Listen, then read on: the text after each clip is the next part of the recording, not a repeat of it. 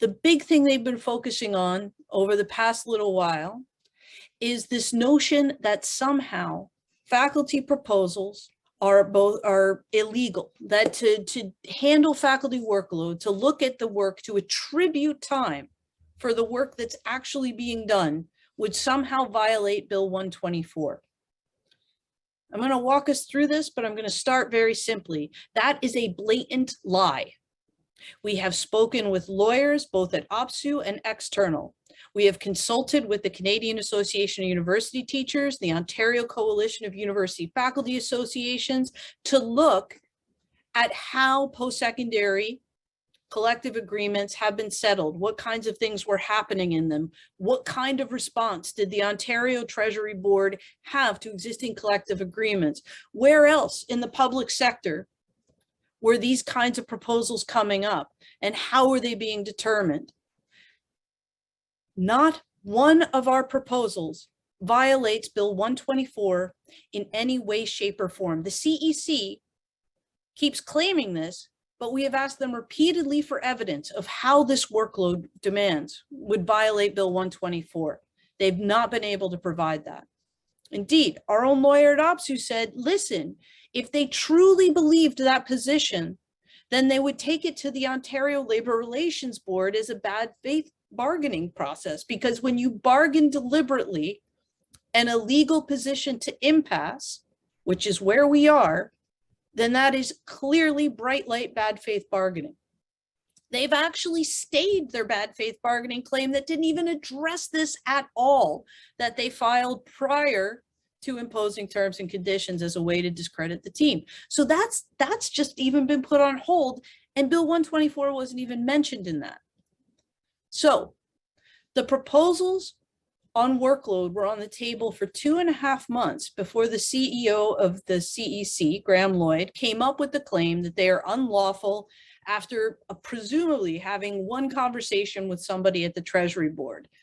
In that conversation, he misrepresented our proposals as involving less work for more pay or the same pay.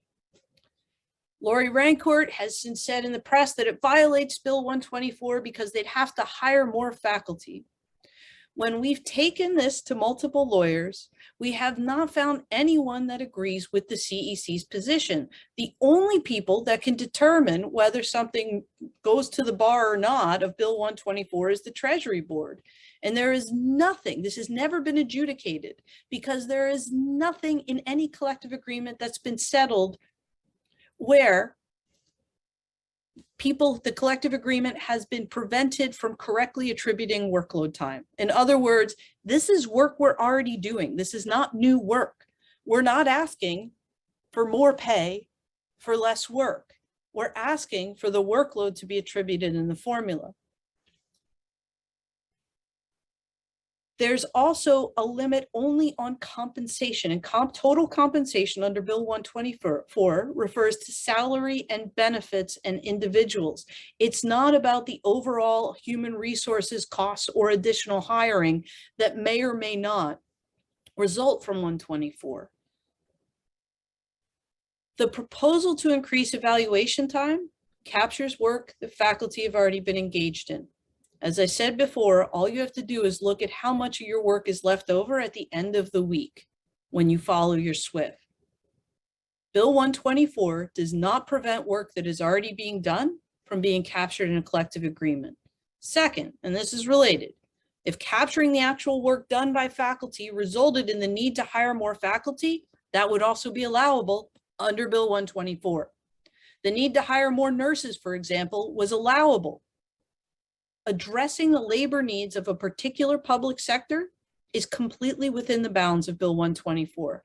Staffing increases are not part of our workload proposals. There's a reason that you don't see staffing ratios in this round's proposals from faculty.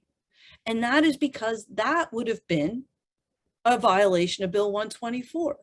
We couldn't keep those in. Instead, we went for the workload itself to get the correct attribution. That's allowable. If hiring was a consequence of our proposals down the line, that's not our issue to solve. And there are many, many other possible ways that the employer could address any necessary changes from hiring or from the workload proposals. Hiring more faculty is one of a number of paths. Once again, Bill 124 is total compensation, wages and benefits. It does not support the CEC's false arguments. These are basically just lies. They're misrepresenting the benefits piece as well around dental implants. I want to say this, and around cannabis. What the CEC is saying about their cannabis, like, oh, faculty just want medical cannabis and we've given them $4,000. What we asked for from the CEC was a costing of their cannabis proposal, because we wanted to know, they told us there's money left over in the Bill 124 cap. So we wanted to know how much money was left, how much is being applied for this, their proposal around medical cannabis. Can we look at reducing the cap on medical cannabis so that we can apply it to a different kind of benefit like dental implants? And they have steadfastly refused to provide the information we need to bargain effectively on benefits, and instead keep focusing everybody's attention on pot. Now, medical cannabis is absolutely necessary for a number of our faculty. It was one of the demands that came out of the 24 colleges. It's good for rheumatoid arthritis. It's good for pain reduction. It's good for, appetite stimulation. It's good for any glaucoma. There's a whole host of treatments that cannabis can be used for, and it's with a prescription. This isn't about people walking down to their completely legal local pot shop. This is about having to get a prescription from your doctor for a medical condition. So it affects a very, very tiny number of faculty. And we wanted to take that extra money and apply it to broader benefits. These are the things they're not telling you about their offer. And the simplest answer to, is Bill 124 violated by faculty proposals? No. The CEC's claim is a lie. Period. End of story.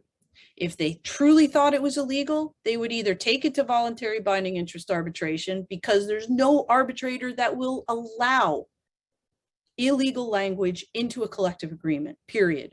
Or they would take it to the Ontario Labor Relations Board so that we could prove them wrong there too.